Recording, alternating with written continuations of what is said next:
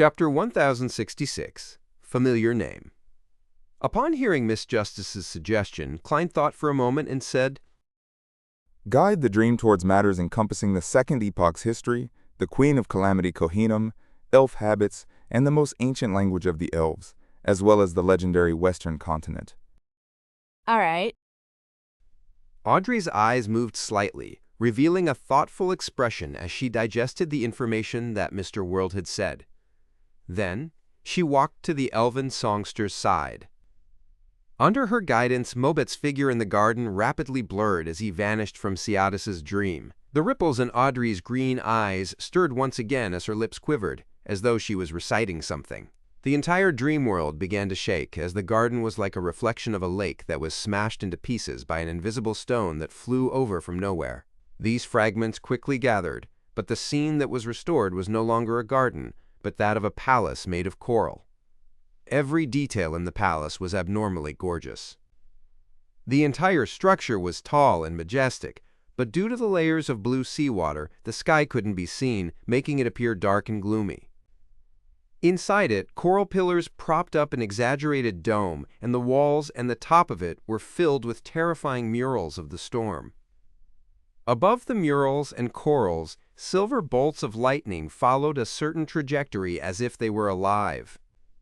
Finally, they converged at the 9 steps that were inlaid with pearls, diamonds, emerald, and turquoise. Ciatis was standing there, with many elves standing opposite her. On the 9 steps, there were 2 huge chairs that seemed to be formed purely of lightning. One of them occupied the center, just like the ruler of this palace. One of them was on its left, appearing less eye-catching. Sitting on the throne in the middle was a man wearing a simple, loose robe. His ears were pointed, and his facial features were rather soft, and his hair thick. His hair was a mix of black and blue colors. Not only did his facial features look outstanding on their own, they combined together to form an even more handsome face. However, he directly gave one a tyrannous impression, as though he wouldn't say a word before picking up the electric spear leaning on his armrest and then throwing it. Sitting beside him was a beautiful woman with raven black hair. Her hair was tied up into a high bun, her ears slightly pointed, and her facial features delicate. She had dark brown eyes that were as deep as the ocean, and in her hands she was playing with a complicated golden wine cup. Without needing Ciatis's introduction, Klein and company could easily determine that this couple was the Elf King, the ancient god, Soniathrum, and the Elf Queen, Queen of Calamity, Kohinum. Suddenly, a voice resembling loud thunder boomed, causing the entire palace to shake violently. It made Ciatis and the other attendants lower their heads in fear. That traitor, Ormir! This roar came from the ancient god. As Klein listened, he had a random thought. Ormir, isn't that the name of the giant king I've recently been drinking red wine named after him? I have to say that its quality is indeed higher than anything else. It's just a little expensive. He remembered that Little Sun had once said that giant king Ormir, Elf King Soniathrim, and sanguine ancestor Lilith, the 3 humanoid ancient gods, were allies. They fought against the opposing camp formed by Dragon of Imagination, Ankewelt, Phoenix ancestor Gregrace, and the mutant king Kvastir. As for the devil monarch Farbaudi and the annihilation demonic wolf Phlegria, they were independent beings who wanted to subvert all order and corrupt all living beings. So, the alliance of 3 humanoid ancient gods eventually collapsed. Klein reined in his thoughts and waited for the subsequent changes in the dream. Due to Derek's existence, Audrey wasn't unfamiliar with the history of the Second Epoch. Without any hesitation, she directly made Ciatis's dream continue its development. Despite the terrifying roar, Queen of Calamity Kohinum wasn't affected at all. With a cold expression, she calmly said, Wasn't this already long confirmed? His reputation is exactly the opposite of his physical build. At that moment, the ancient god Soniathrum had already been enveloped by bolts of lightning. He said in a thunderous voice, I thought that, after centuries, he would understand the global situation even more. I've overestimated his intelligence. If he didn't sell out Lilith back then, how could she have perished? Klein's eyelids twitched as he quickly focused his attention. The sanguine ancestor Lilith perished so early. After the Elf King finished roaring, Queen of Calamity Kohinnim maintained her previous posture and said, That's not a bad thing. At the very least, Kvastir and Phlegreia were dragged to the grave together with Lilith. All the deities no longer trust each other. Even if we don't form an alliance, we can rule the ocean, lakes, and rivers. Upon hearing these words, spectator Audrey couldn't help but feel alarmed. She had no choice but to use placate on herself. This. It means that the sanguine ancestor Lilith, mutant king Kvastir, and the annihilation demonic wolf Phlegreia perished in a battle between ancient gods. So the betrayal of giant king Ormir and the other ancient gods had nothing to do with the ancient sun god. This is why Lilith didn't fully die, and is still able to occasionally deliver divine revelations. And because of this, the Antigonus Mother of the Sky and Hornassus mountain range managed to survive to the Fourth Epoch. Klein increasingly believed that the history recorded in the City of Silver had many fabrications or vague records. Thankfully, he hadn't completely digested the Bizarro Sorcerer Potion and didn't need to consider advancing to Scholar of Yore. Otherwise, the history he used might not be real. The Star Leonard sighed as he thought. In ancient times, the sanguine ancestor Lilith and mutant king Kvastir perished due to the other. The sanguine has recently been working with the mutants' Temperance faction. Time sure is a great magician. Heh, if the moon Emlyn were to know of this, I wonder what kind of expression he would have. As their thoughts raced, the ancient god Soniathrum scoffed and said, Recently, Ormir wanted to work with some secret sects that have sprouted from the humans to deal with us.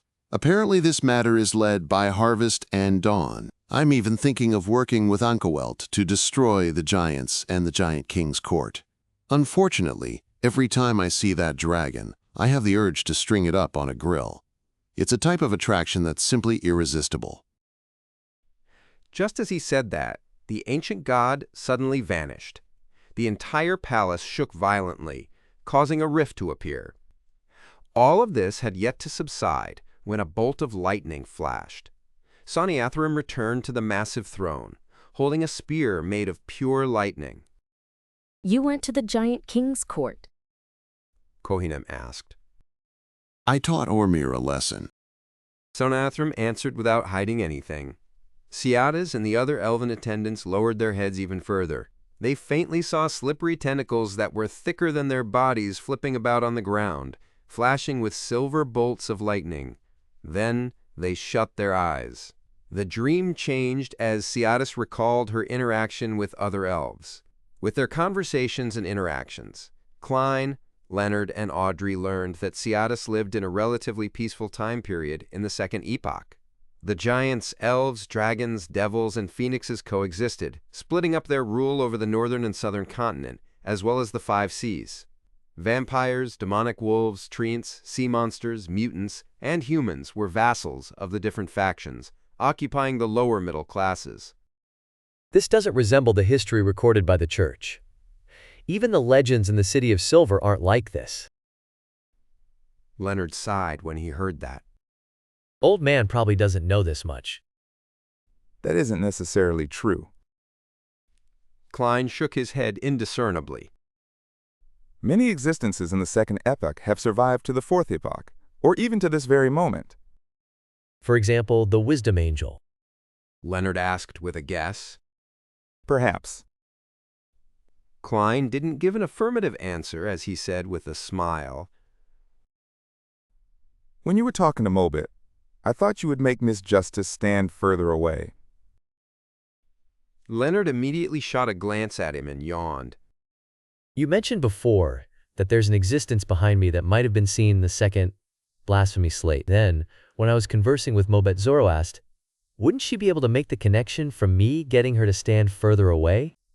Besides, you also mentioned that back when dealing with all of Aemon's avatars in Backlund, part of the cleanup operation involved Miss Justice. To a Sequence 5 spectator, what she knows is sufficient. Once she understands the Zoroast family's matters, the truth is practically in front of her eyes. In that case, Why waste time trying to avoid her? It's too troublesome. I might as well get Mr. Fool to be a witness, as everyone vows not to divulge each other's secrets. Klein nodded slightly and said, If you were to get Miss Justice to stand further away, it wouldn't be easy for you to bring up the matter of making a vow to keep things a secret. At this moment, Ciatis continued. After the death of the sanguine ancestor, the annihilation demonic wolf, and the mutant king, some of their subsidiary gods were killed, while others surrendered to other ancient gods. There were a few who vanished as they hid in the shadows. Having transformed herself into an elf, Audrey immediately asked, Who surrendered to who? Who died? Ciatis recalled and said, I've never even seen it before. The sanguine's goddess of life and the mutant king's god of war were killed. No one even remembers their names. The annihilation demonic wolf's god of the dead, Salinger, came under the phoenix ancestor. The sanguine's goddess of beauty, Awernia, came under us. The mutant king's god of spiritual creatures, Tolsna, and annihilation demonic wolf's goddess of misfortune, Amanases, vanished. Salinger. Awernia. These two names made Klein's forehead twitch. He instinctively used his clown powers to maintain his facial expression. Awernia was the Blood Moon Queen, the wife of the Fourth Epoch's emperor, the empress of the Trunsoist Empire. As for Salinger, he was the founder of the Balaam Empire, the emperor of the underworld. Death. Chapter 1067, the Elven version of history. This. The Second Epoch's subsidiary gods truly are hidden powers. There was Dragon of Wisdom, Herabergen, and there's God of the Dead, Salinger. They were all powerful figures that even reached the throne of Sequence 0. Of course, I can't be sure about the Dragon of Wisdom, it's just quite possible. Yes, and there's the God of Dawn, Badheal, and the Goddess of Harvest, Omabella. I can't rule out the possibility that they have lived quite well all the way to the Fifth Epoch. I wonder if the God of Spiritual Creatures, Tolsna, and the Goddess of Misfortune, Amanases, managed to evade the authority retrieval operation by the City of Silver Creator at the end of the Second Epoch. If they managed to escape that fate, what roles did they play in the Third and Fourth Epoch? After a moment of shock, Klein began thinking poignantly. Thinking back to the betrayal of the Kings of Angels in the Third Epoch, he couldn't help but lampoon. You have to be careful of fire, theft, and subsidiary gods. At that moment, Audrey, who didn't know much about the subsidiary gods, true names or authorities, didn't show any perturbations in her emotions. She acted as different female elves in Ciatis' memories, and she constantly talked to her about her experiences and things she knew about the Second Epoch. According to Ciatis, in the history of the elves, there was no concept of the First Epoch or Second Epoch. In the beginning years that were unknown to her, it was chaotic, dark, and crazy, and it didn't leave behind any texts. After the supernatural races obtained a certain level of intelligence and had their own languages, creatures finally had some knowledge of history. In that era, ancient gods appeared one after another. The sky, the land, the sea, and the underground world slowly changed from disorderliness to orderliness. However, other than the tyrannical and crazy ancient gods, no one knew how many years this stage lasted. She just knew that, very, very long ago, it was referred to by the major supernatural races as the Sprouting Era. After the Sprouting Era was the early era of fire, in which the 8 ancient gods fought against each other in different camps. This was also a long time before Ciatis' birth, so she could only understand this from the Elven historical records, that it was a time when quasi-humans fought non-humans, resisting the corruption and intrusion from the devils and demonic wolves. Amongst them, the humanoids were the giants, elves, sanguinae, as well as their slaves. The early era of fire lasted different periods of time according to the different records. However, a common point was that it lasted less than 1,000 years, as the essence of the ancient gods was madness, tyranny, cruel, and cold. They were often driven by their instinct. After the sanguine ancestor Lilith, mutant king Kvastir, and annihilation demonic wolf Phlegrea perished during the betrayal, the early era of fire ended, and the war broke out. The world was damaged, and it did not stop for centuries. Due to the fact that the giants and dragons were relatively strong in this period of time, they were known as the Dual Era. By the time the 5 races formed a new balance of powers, the northern continent, the southern continent, the east continent, and the 5 seas had recovered some level of peace. This was when Ciatis was born and had grown up in until she entered Grozel's travels. In the history that she described, there were 2 important points. First of all, it proved the existence of the East Continent, a place where the Giant King's court was. Second, after the Sprouting Era, the supernatural races had their own kind of civilization. They weren't completely irrational as their descendants believed them to be. Of course, the inclination towards tyranny, cruelty, coldness, and slaughtering still existed, as though they were all in a half-state of losing control.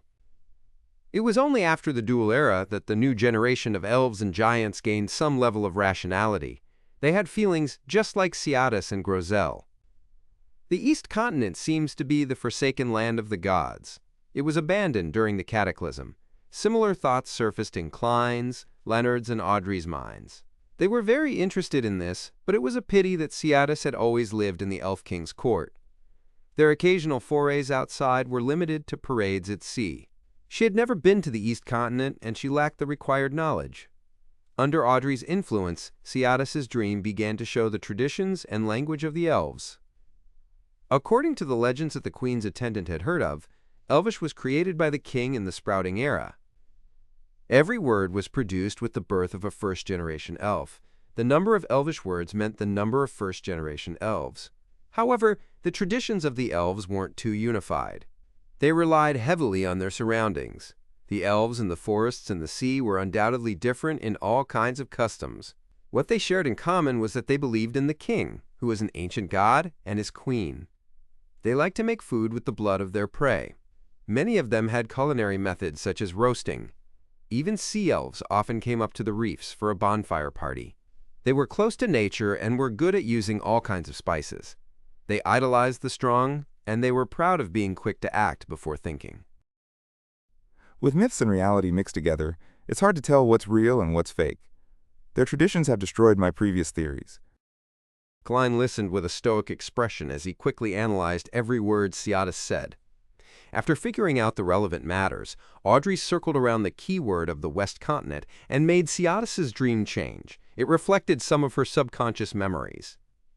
The Coral Palace appeared before Klein and company again.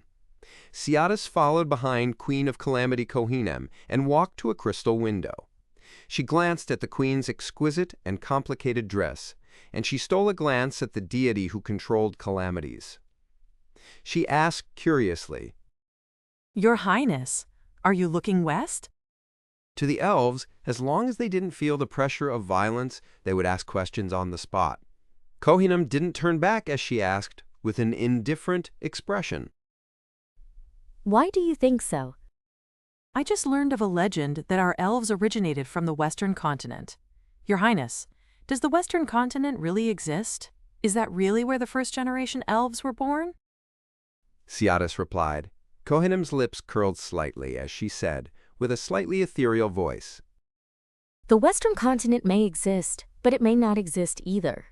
Every race needs to give themselves an illustrious origin, a home for the mind. Ciatis, where is your home to you? My home? Ciatis repeated the question as she replied blankly. It's where His Majesty and Your Highness are.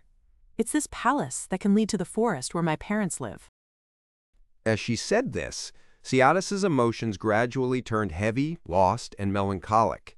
It was obvious that she was influenced by her subconscious's corresponding memories. She had entered Grozel's travels and had been away from home for 2,000 to 3,000 years. Therefore, to elves like you, the Western continent doesn't exist, but to some elves, it definitely exists. Queen of Calamity Kohenem calmly gave her final answer. Ciatis didn't ask further, because she suddenly remembered that the Queen wasn't a first-generation elf. Such a response made Klein increasingly confused and puzzled. Thankfully, from the Second Epoch to the Fifth Epoch, the Western continent had zero presence, so it didn't have any important secrets related to him. He was just trying to find out more about it and hadn't held out much hope. After ending the guiding of Ciatis' subconscious, and since it was almost noon, without any other nearby dreams that they could leap into, Audrey left with Klein and Leonard, and they appeared in Mobet and Ciatis' bedroom. Looking at the fourth epoch Viscount, whose body had been tightly bound by the elf, Audrey's expression suddenly turned gentle as she said with a laugh, They seem to be doing pretty well. No, it's terrifying to have such a violent, direct, and imaginative wife who dares to take action.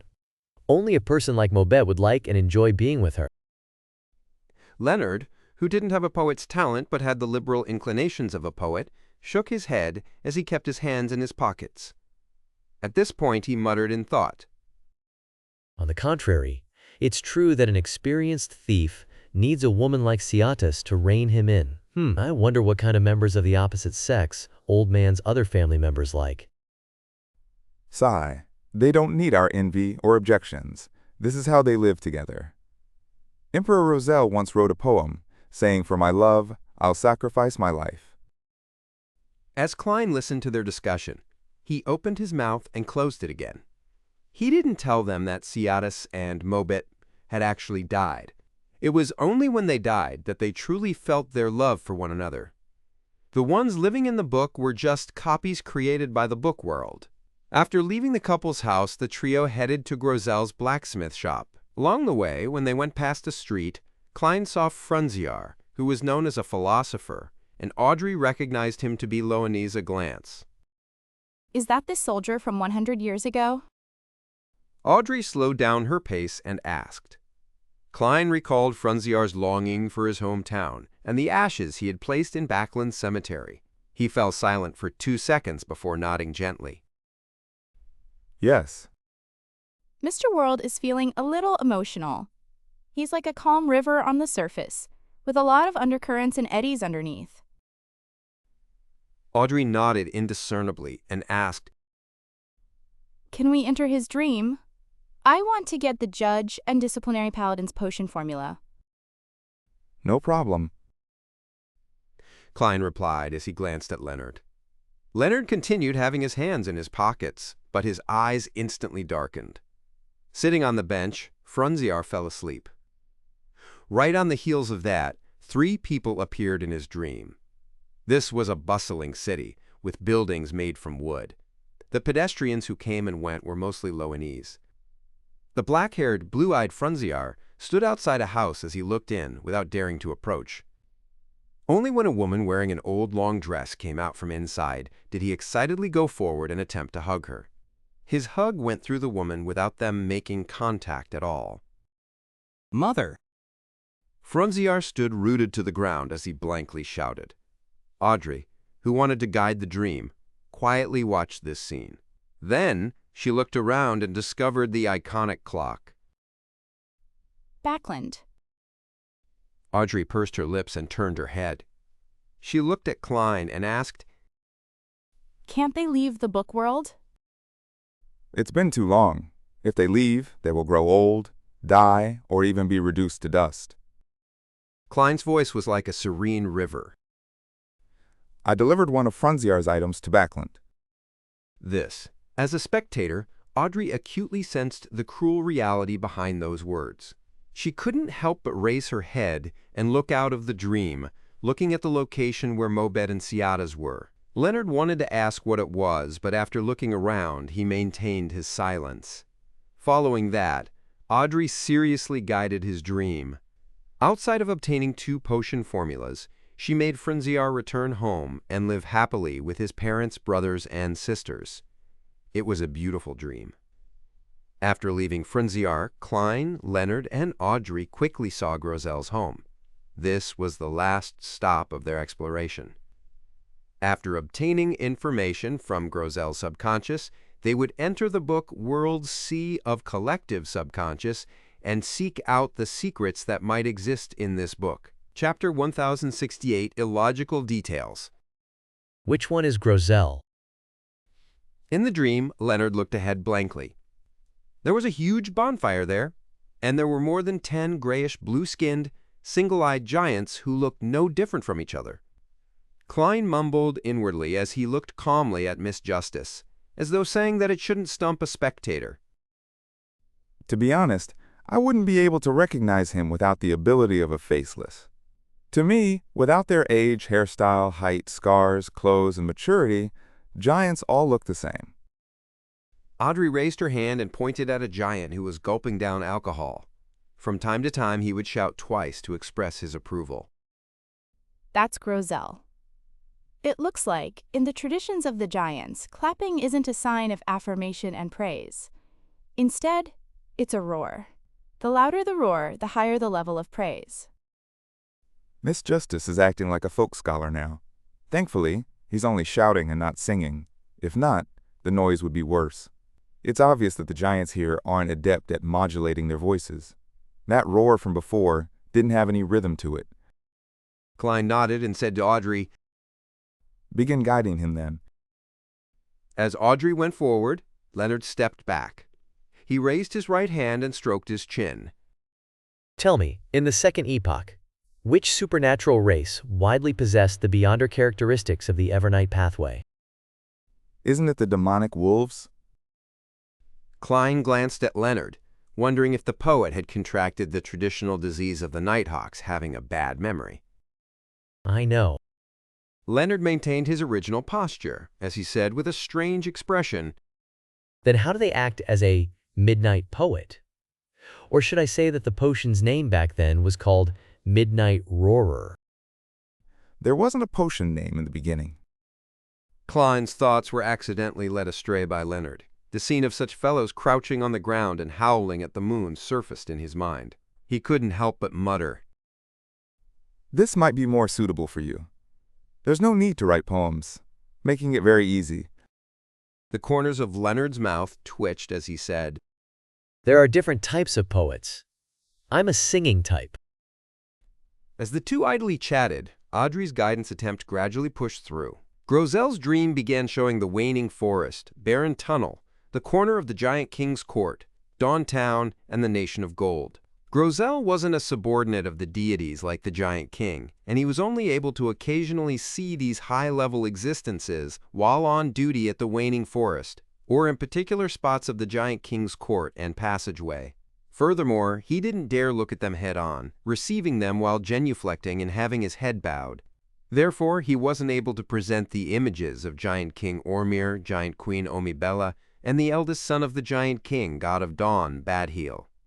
They only appeared as portraits. Similarly, Grozel knew very few secrets. His grasp of history and the situation in the world was completely incomparable to Elven songster Ciatis. However, an interesting point was that in the Giant King's court and the Giants, the traitor was synonymous with Soniathrum. They claimed that his abandoning of the alliance had resulted in the sanguine ancestor Lilith's death. Klein strongly suspected that, because of his bad temper, Soniathrum was obviously not good at such things. The Queen of Calamity seems capable, but the problem is what she plots is extremely hard to hide from her spouse, a true ancient god, Soniathrum. In contrast, Giant King Ormir being the traitor makes more sense. Klein did a rough analysis as Audrey changed the direction of guidance in an attempt to let Grozel present anything he had seen or heard beyond the Giant King's court. It was a pity that, shortly after the giant left the king's court and passed through Dawn Town before arriving in the Nation of Gold, he obtained the book and entered it. He didn't know much about the styles and appearances of people from different regions. Currently, the most valuable piece of information is how to avoid the front entrance after entering the Giant King's court from Afternoon Town. It's through the waning forest and the barren tunnel. This is very useful for Little Sun and company's subsequent explorations. Yes, we can tell him at the next gathering. Klein nodded. Just as he was about to suggest that they enter the book World's Sea of Collective Subconscious through Grozel's dream, Audrey suddenly looked back and said in thought, There's one detail that's illogical. Which detail? Leonard seriously recalled what he had seen and heard, but he didn't find anything suspicious. Just as Audrey glanced at the world and said, In the matter regarding how Giant King Ormir's father and mother are buried in the waning forest, the rule that only the ancient god can enter is illogical. Klein didn't notice that there was something wrong with that detail. But after Miss Justice mentioned it, he immediately had some ideas. He deliberated and said, The father and mother of the giant king are equivalent to the ancestors of the giants. Normally speaking, they should be consecrated by the entire race. That's right. Regardless of the race, they'll have some level of worship towards their ancestor. The giants are no exception. From Grozel's dream, the keepers often make sacrifices to the ancestors outside the waning forest. Audrey nodded in agreement. If there aren't any other factors of influence, the giant king should occasionally organize things and make it a point to honor their ancestors instead of making it a rule that only he can enter. Perhaps the waning forest contains immense danger. Aren't the oldest giants crazy, violent, and irrational? After their death, their corpses have corrupted the environment and affected the entire forest. It's not something that can't be understood. Leonard gave his opinion. Audrey and Klein shook their heads at the same time, denying the statement. If it's only danger or corruption, Giant Queen Omabella and the god of Dawn Badhiel can clearly withstand that. With the help of the Giant King, there are almost no problems. Yet they are also forbidden from entering the waning forest, even with the ancient god by their side. Klein simply explained his thoughts and guesses. Perhaps what's buried inside isn't Giant King Ormir's parents. There might be some other secret. That's more likely the case. Audrey nodded seriously. She wore a silver mask, and her green eyes darted around slightly, faintly revealing a hint of curiosity. If that's the case, what would a secret that can't be known to his wife, child, subsidiary gods, or fellow members of the same race be? That's quite interesting. Leonard smiled as he allowed his thoughts to wander. After another round of discussion, the three of them made use of the time to enter the Giant King's court through the barren tunnel, and enter the place that was frozen amidst the sunset. According to Klein's experience, this was actually the path to the borders of Grozel's dream. This time there was no need for him to activate creeping hunger and use the strength of a zombie to open the heavy door to the giant guards' quarters. Audrey directly influenced the dream and made the door flutter open like a piece of paper. Due to the unshadowed crucifix, Klein was unable to wear the human-skinned glove. Outside the door was a hazy world. There was no longer the scene of the Giant King's court ahead of them, but a cliff. After a brief exchange of the various situations that could occur in the sea of collective subconscious, Audrey made a staircase appear on the edge of the cliff. The staircase spun around, sinking deep into the dark, hazy, silent, and bottomless mind world. The three of them didn't delay as they stepped onto the staircase and walked down. In this lonely environment that could drive one crazy, Audrey used placate a few times every time they traveled a certain distance. This wasn't only to placate Klein, Leonard, and herself, but it was also to placate the grayish-white cliff, Grozel's subconscious. It was to prevent him from causing a stir that would contaminate their astral projection and body of heart and mind. The countless rotting giant palms that Klein encountered the last time didn't appear. Even the most unbearable feelings of loneliness, silence, and being infinite didn't feel that terrifying thanks to being able to speak to each other. This is the mind world.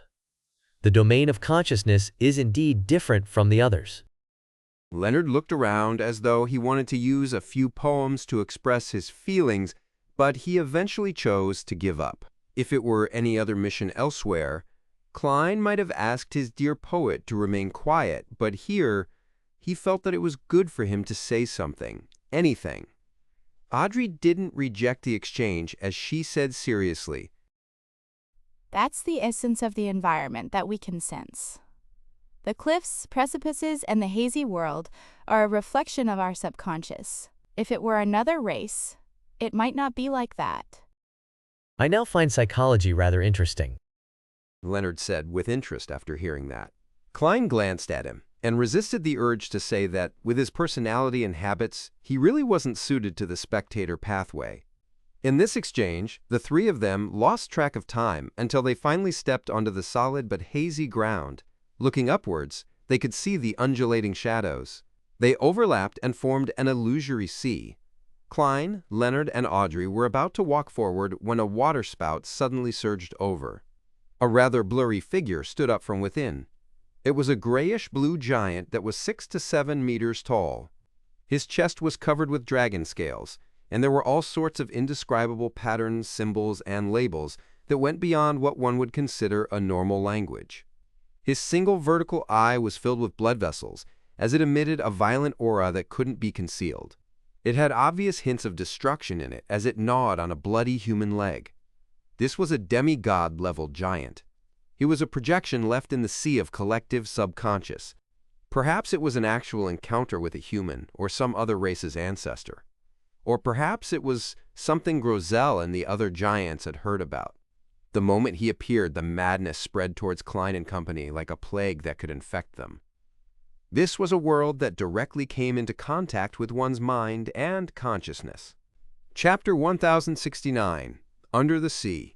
The leg-gnawing giant, whose vertical eye was filled with blood-red threads, wasn't actually real. He was, in essence, a strong emotion produced by a particular living creature. The emotions that originated from having a deep impression had entered the subconscious.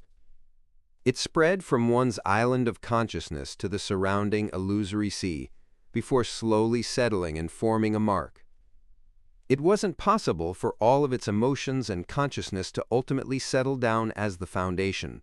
Most of them would be washed away with time by the seawater. Only extremely intense and repeated experiences would remain. And once it formed a mark, it would be a drop of water in the sea of collective subconscious, which would then affect living creatures of the same species in its surroundings. It would be a shared, ancient memory carved into one's pulse. Therefore, not only was the phantom image of the giant blurry, but it also had many mistakes caused by the subjective aspects of the mind. Normally, it wouldn't result in Leonard and Audrey being unable to look straight at it, confusing their spirituality and breaking down their minds. However, the madness that came with it, an extreme sense of horror that stemmed from an unknown person, seemed also real. It could contaminate every living creature's body of heart and mind, astral projection, and even soul body. This was the essence of the danger in the sea of collective subconscious. It didn't stem from the strength, level, and status itself, but from the emotions and feelings that were generated and imprinted there. Of course, if one were to encounter a mark left behind by a high-level creature or deity, they could directly see some type or multiple types of mythical creature forms. However, the result was definitely nothing rosy. One would either have a mental breakdown or go crazy. Otherwise, they would be completely contaminated by the deity or high-level creature's emotions and feelings. Their outcome would ultimately be completely unpredictable. All in all, in this sea of collective subconscious, the style of combat was different from the outside world. Sometimes, the more anxious one was at trying to destroy the illusory figure, the more likely one would be contaminated by their stirring emotions. It was precisely because of this that when Klein saw the 7 to 8 meter tall grayish-blue giant rush over, he immediately took the initiative to control his emotions. Then he used illusion creation. The target of illusion creation was Leonard and Audrey. In the eyes of these two Sequence 5 Beyonders, those 2 to 3 story tall giants no longer had the madness and violence that left one trembling from one's heart. Everything seemed normal and ordinary. Therefore, before those extreme feelings could truly contaminate them, Leonard and Audrey remained very calm, without showing any emotional fluctuations. Then, with one hand in his pocket, Leonard reached out with his right hand and slightly opened his mouth. Having become a spirit warlock, he originally wanted to use the first spirit, a terror banshee, that he sealed in his tooth with the help of the Archbishop. It was a powerful spirit world creature with a beautiful face and rotting body. It had a pair of huge eagle wings and was good at draining the consciousness of others, injecting feelings of terror in them. However, he quickly remembered that not only was he in an astral projection form, but he had also been cleansed by the gray fog. How could there be other spirits still on him? He had no choice but to use the Soul Assurer's powers, turning his green eyes deep and quiet. The giant shadow instantly slowed down as if it was soothed, At this moment, Audrey calmly spread her arms wide and used placate. An invisible wind blew past, and the giant figure seemed to pause as it instantly weakened the contamination around it. During this process, Klein took out the bronze cross that had many sharp spikes. As he opened the bottle containing his blood, he poured a few drops onto it and solemnly said, Light. Brilliant, pure, and flawless light burst out, and amidst Klein's fluttering black trench coat, the giant phantom was drowned by the light. The grayish-blue giant melted away almost immediately. One of the main powers of the unshadowed crucifix was to cleanse and purify lingering spiritual imprints. This was the reason why Klein brought this sealed artifact along. And when he used the cross from the ancient sun god, Klein dispelled the illusion, allowing the Star Leonard and Justice Audrey to see the true appearance of the giant to enrich their experiences in such matters. Although it didn't even take a second before the giant phantom was drowned by the endless light, Audrey and Leonard still felt dizzy. An irresistible sense of fear surged from deep within their hearts, and they almost broke down. This state didn't last too long, as Audrey instinctively used placate to calm her emotions before treating Mr. Star and Mr. World's psychological problems one by one. How scary! Is this a giant at the demigod level? When the light dissipated, Audrey looked around and sighed. In that instant, she had a deeper understanding of the sentence, "Do not look directly at God!" Even at the saint level, the remnant impression a demigod leaves behind in a memory can't be seen directly, let alone a real deity. Leonard was also experienced. He laughed self-deprecatingly and said, Sequence 4 is indeed a qualitative change in life's natural order. However, that wasn't very scary. It wasn't as intense as when I was facing a pregnant woman. Is the essence of a poet to boast? At that time, you could still control yourself, but you were almost on the verge of breaking down just now. However, if Megos gave birth to that child, we would probably lose control and turn into monsters just by looking at her. As Klein lampooned Leonard, it stirred up some memories as he sighed poignantly. Was that pregnant lady a demigod? Audrey asked curiously. No, Leonard shook his head. but she was pregnant with an evil god's spawn. Is that so? Audrey didn't ask further. She knew very well that the adventure and exploration hadn't ended, and that wasting time wasn't an option. She then looked at Gehrman Sparrow, who was wearing a black trench coat and holding a bronze cross and small metal bottle, and said with a smile, Thank you for affecting our senses. Where should we go next? As an experienced spectator, it wasn't difficult to determine the fact that she had received Mr. World's help from making a comparison. Klein controlled himself from subconsciously furrowing his brows, and he looked around. Doesn't this sea of collective subconscious have a core region to it? No. Audrey shook her head seriously. Wherever there are living beings, there's a sea of subconscious. There's no such thing as someone who's more important and lofty. This illusory sea won't really stir, and the situations within the different areas will depend on their actual surroundings. We call it a precipitating effect. To put it simply, the sea of collective subconscious of Loan will be quite different from Intis, because it precipitates the strong emotions and feelings of generations of Loanese. In contrast, this will also affect the citizens of both countries, making them have different qualities and personalities to a certain extent. After explaining this a little, Audrey concluded, If that's the case, how can there be a general consensus of a core within the sea of collective subconscious? Klein nodded and asked thoughtfully, In other words, you can't give any effective suggestions on where to go? Mr. World is so direct. If it were another lady or gentleman with a more fragile heart, they would definitely be embarrassed and feel hurt. As the thought flashed through her mind, Audrey saw the World's pair of deep brown eyes, which were nearly black in color. They were in no way crazy or cold. Instead, they were calm and tranquil. This. Audrey instantly came to a realization. She realized that Mr. World was doing such things on purpose so that she could experience the various problems within the details of a joint operation, allowing her to gain more experience. Yes.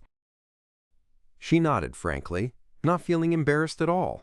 Klein secretly nodded and looked at the star Leonard. Don't look at me.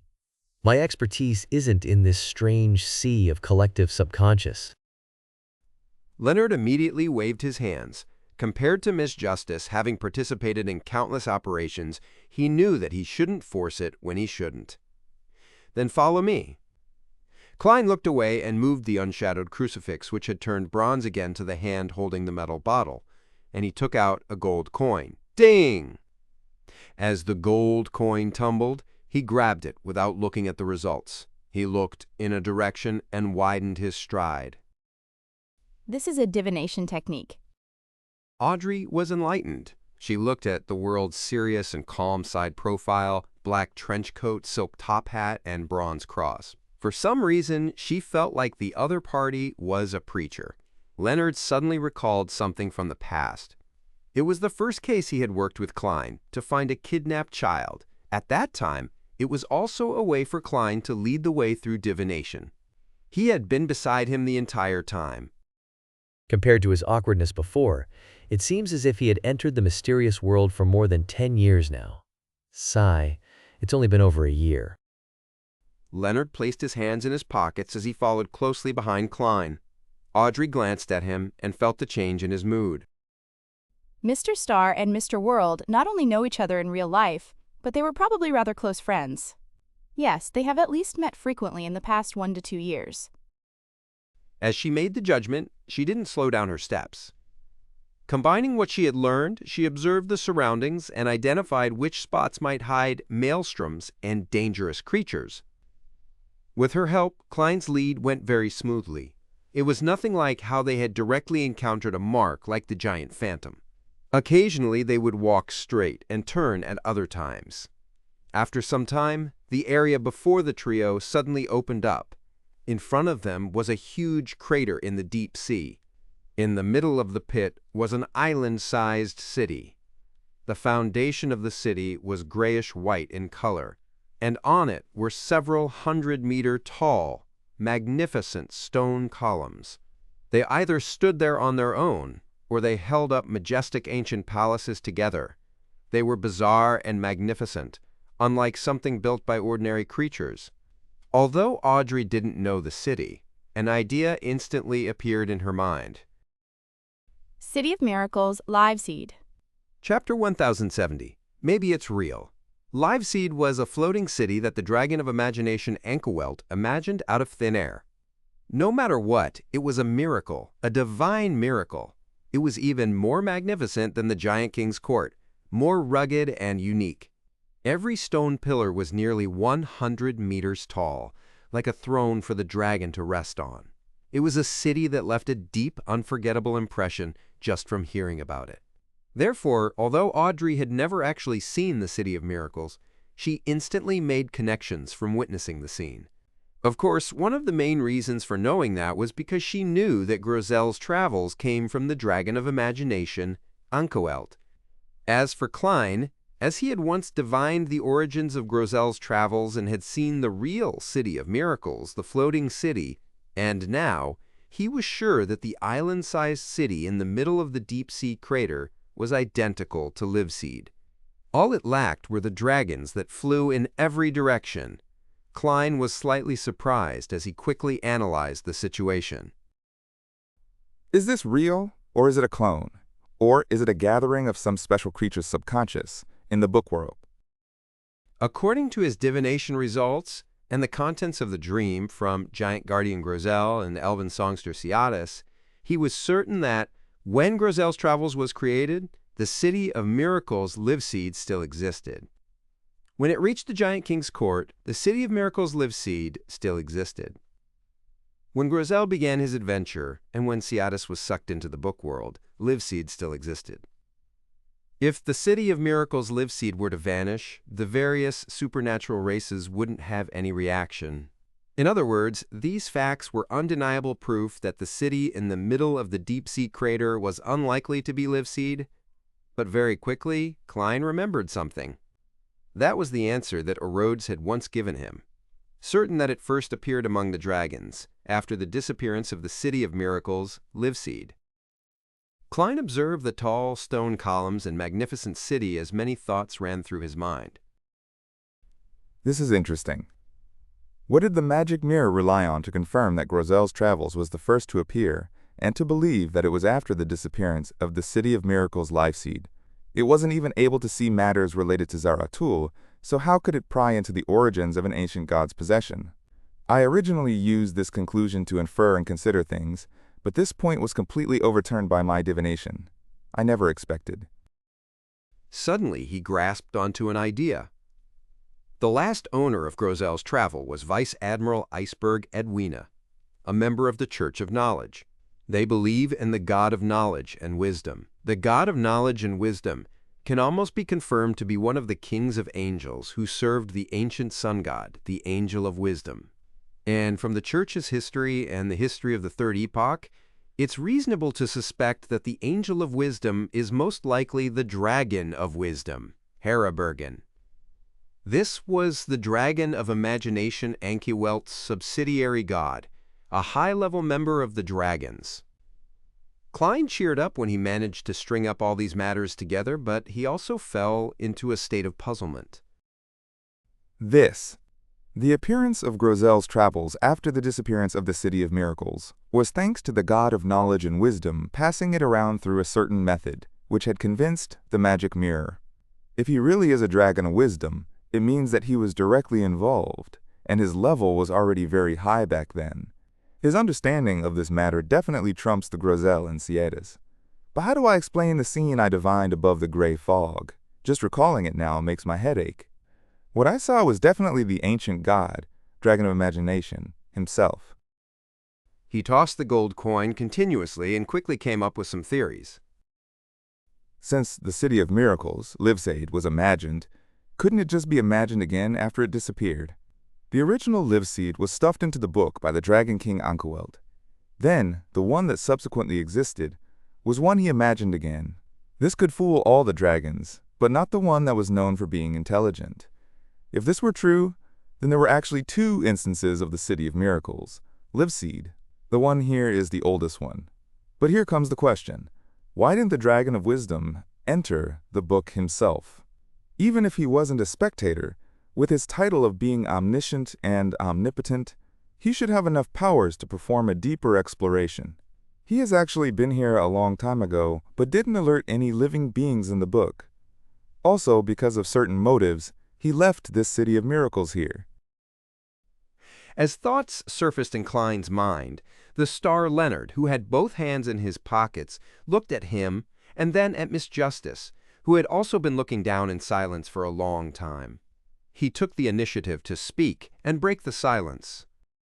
This city is grand and magnificent. It clearly doesn't belong to humans or humanoid creatures. But there's no need to stare at it for so long. You're not an architect, after all. Klein gathered his thoughts and glanced at Leonard. This might very well be Dragon of Imagination Ankiwelt's City of Miracles Livseid. In a sense, it's the divine kingdom of an ancient god.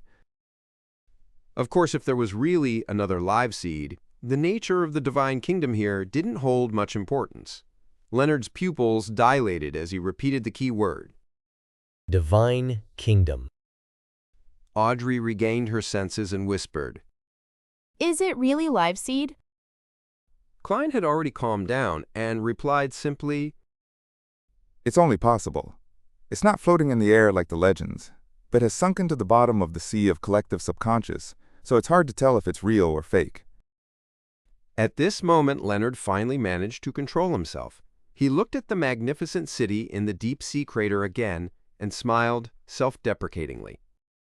I didn't expect the day when I'll come to the divine kingdom of an ancient god. Frankly, if Miss Justice wasn't here, he wouldn't have been able to help but marvel at how rich Klein's life was. Ever since he reunited with his former teammate, not only did he meet the two sons of God, kings of angels, He had also entered the mysterious book world and found a city suspected to be a divine kingdom. This was many times more interesting than what he had experienced in the past year. The level of such matters was many times higher. Of course, it was a lot more dangerous. Having said that, he looked up at the floating seawater phantoms and asked thoughtfully, How do you know if the sea of collective subconscious is real or if it's imagined? This was a continuation of the problem of determining Livseed's authenticity. Audrey thought for a while and said with uncertainty, There's no way to tell the difference, or rather, the sea of collective subconscious here is also real. In essence, collective subconscious is the accumulation and settling of strong emotions and feelings. Although the people in this world may be imaginary, their experiences, feelings, joy, anger, sadness, pain, and happiness, they all truly happened before. As she spoke, Audrey stopped as she vaguely realized something, but she was unable to say it out loud. At this moment, Klein suddenly said, The objects that he can imagine will be conjured. The kingdom he dreams of will surely descend upon the physical world. As his voice echoed, Klein put away the gold coin in his hand and jumped into the deep-sea crater, his black trench coat flaring up as a result. As his figure glided down, the following words came out. The future that he declares will definitely be carried out, becoming reality. Audrey's green eyes were dazed at first before they lit up. Then she jumped towards the City of Miracles. Leonard looked at the two of them in surprise and blurted out, Aren't you going to divine the level of danger? This might be the divine kingdom of an ancient god. In the education he received, this wasn't in line with the standard operating procedures. As Klein silently lampooned, he adjusted his direction and speed, passing through a few thick stone columns that stood nearly 100 meters tall. He descended one level after another before stepping onto the grayish-white ground. When did you get the wrong impression that I didn't divine it? You just didn't notice my tiny actions. I just put away the gold coin. Also, I didn't get any warnings from my intuition for danger. Furthermore, if my theory is right, then the Dragon of Wisdom Herbergen should have entered this place before. If there's any form of danger that W had, it would have long been finished off by him. If Miss Justice wasn't here, I'd really wish to berate you. He was in a spirit-body state now and could fly if he wanted to. About 2 to 3 seconds later, the silver-masked Justice Audrey landed beside him. Audrey looked up, and after reeling from a few seconds of shock due to the grandeur of the stone columns and palace, she said, Looking from the inside and looking from a distance feels completely different. Perhaps this is how a rat truly feels in Backland. As she spoke, Leonard also glided over and looked sideways at Klein. It wasn't that he didn't believe in Klein, nor was he unaware of how cautious he was. He just needed to clarify such matters in a joint operation, because there was the possibility of teammates being unknowingly corrupted, turning reckless. This was a conclusion the Nighthawks gleaned from their experience of repeated sacrifices. Klein said truthfully, Currently, the indications don't point to much danger. Leonard no longer looked around and said, The City of Miracles is really big. I mean that, for such a big city, even if we can fly, we won't be able to completely explore it without spending a few days here. Or perhaps, do you have a destination in mind? The second half of his sentence was said while looking at Klein. Klein nodded and pointed to a huge palace that was more than 200 meters tall. There. If I remember correctly, that is the Dragon of Imagination Ankewelt's residence. This was what he saw in the dream divination. Seeing that Klein already had a plan, as if he had received Mr. Fool's guidance, Leonard felt relieved. He looked at the grayish-white foundation on his feet and said, Is this a divine kingdom? I don't feel anything. At this moment, Audrey, who was observing the surroundings carefully, said with uncertainty, All the abnormalities here seem to be gathering towards that palace. She was referring to the place that Klein had pointed out to be the ancient god's residence.